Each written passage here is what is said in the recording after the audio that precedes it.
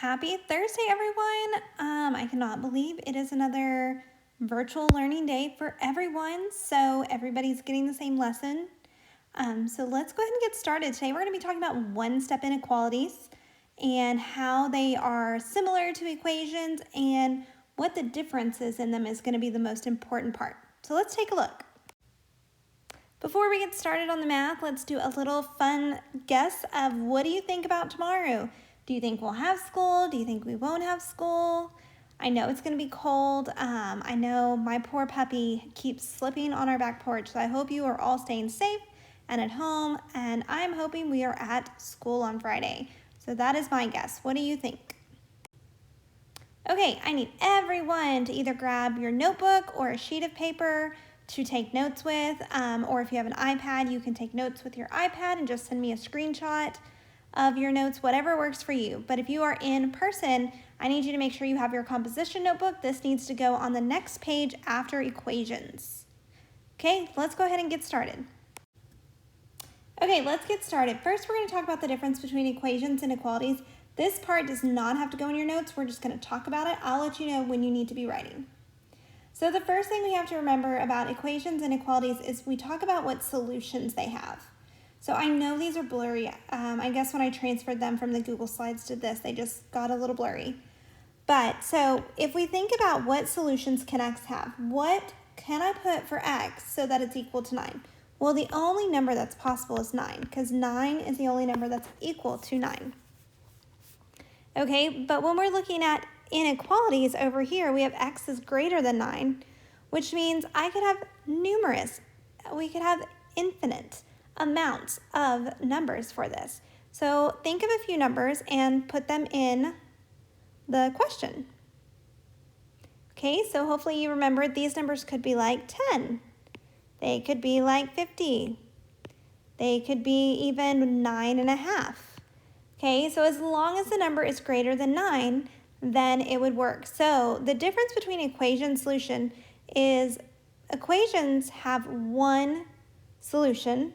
With our inequalities, we have infinite solutions. So let's take a look at how when we solve them, how they're different. Okay, so now you are going to take notes. So take a second, write down these two problems on your page beside each other, and then we're going to solve them. So we are going to solve these just like we did equations, except for where we put our line is not on the equal sign. It's going to be on the inequality. So I'm going to draw my line right there. And the biggest thing, remember inverse, opposites. What is happening in the problem to undo it is how you solve it. So in this problem is x minus 11. So to undo the subtracting 11 from that x, I need to add 11. And if I do it on this side, I have to do it on this side. It has to be done on both sides. So these will cancel out because negative 11 and a positive 11 cancel out. And then we have 3 plus 11, which is 14. Then you're going to drop your sign down. Do not change it to an equal sign. A lot of people, a lot of students from last year, I remember that was the issue they had, was they would change the sign to an equal sign. These are not equations, they're inequalities. So this says 14 is greater than x.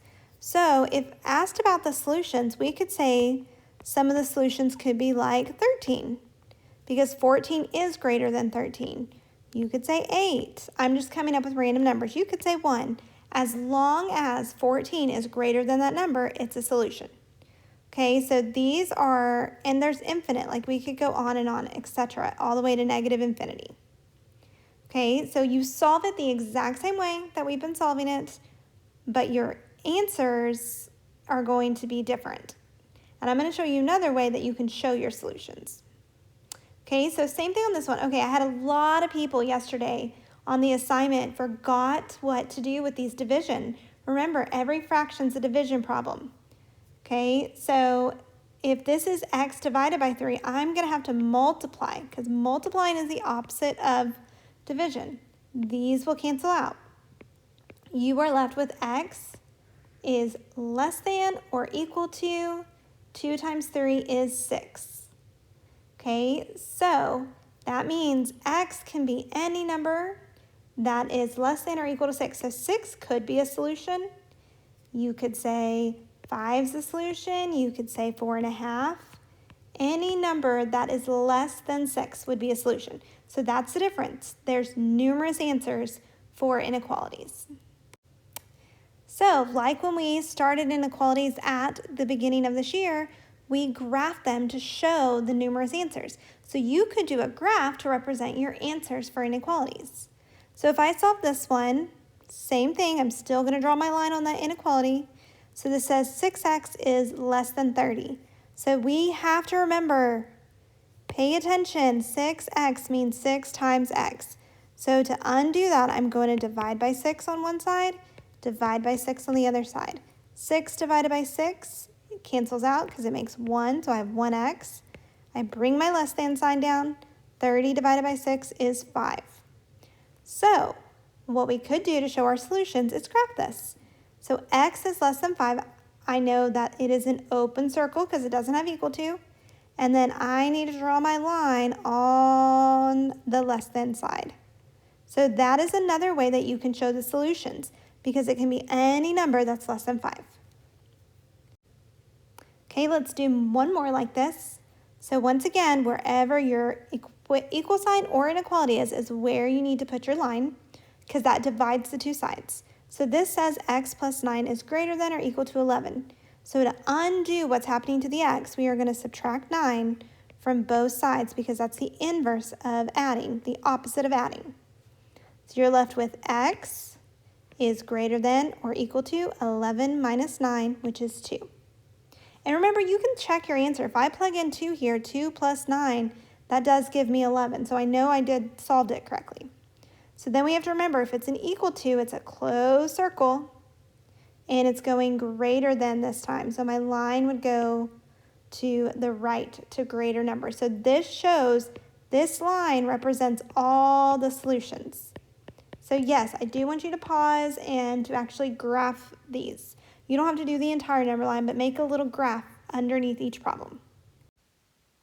So now it's your turn to try a few problems. So I'm going to post the questions on the Edpuzzle for you to do, and then once you have them answered, I'll go over them. Okay, so let's review what you just did to solve these problems. So hopefully on your notebook paper, you drew your line.